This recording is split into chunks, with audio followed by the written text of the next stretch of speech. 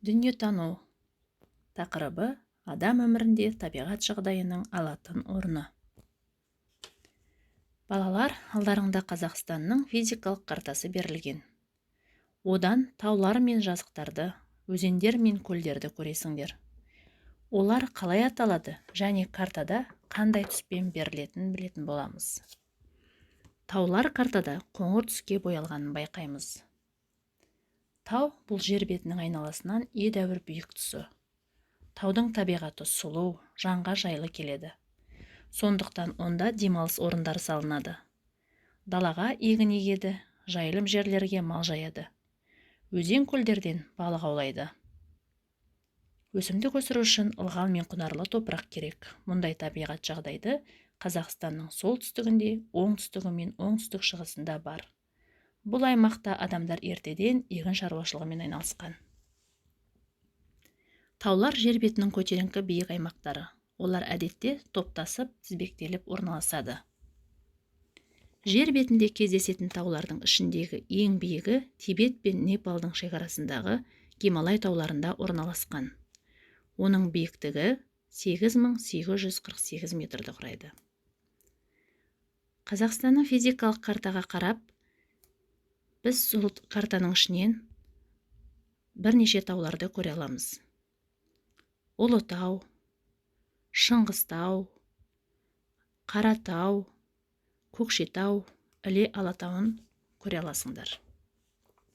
Таудың ең биік жері шың деп, төмен жері тау етегі деп аталады. Шыңнан етегіне дейін тау беткейлері созылып орналасады. Биік тауларға, егер биіктігі 5000-7000 метрден жоғары болса, беткейлері тік, шыңдары қар және мұзбен құрсалған. Терең шатқалдармен тілімденген. Шатқал түбінде ағынды өзендер ағады. Беткейлерінде қалың орман өседі.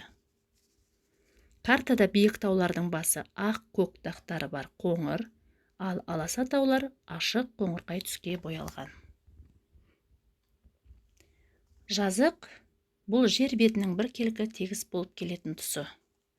Жазықтар құрлық бетінің көп бөлігін алады. Картада оның түсі жасылмен белгіленген. Жазықтар тегіс және қыратты болады. Жазықтарда тік беткейлі шұңқырлар бар, бұл сай жыралар. Жазық жерлер адамның өмір сүруіне қолайлы болып келеді.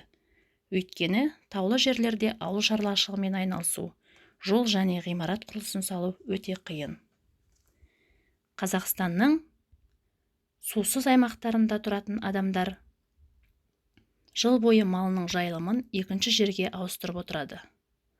Олар су табу үшін барған жерлеріне терең құдықтар қазған.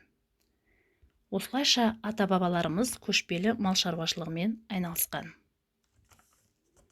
Картаға қарап, ертедегі Қазақстанның орталық бөлігінде тұрған адамдар қандай кәсіппен айналысқанын болжап айтыңдар.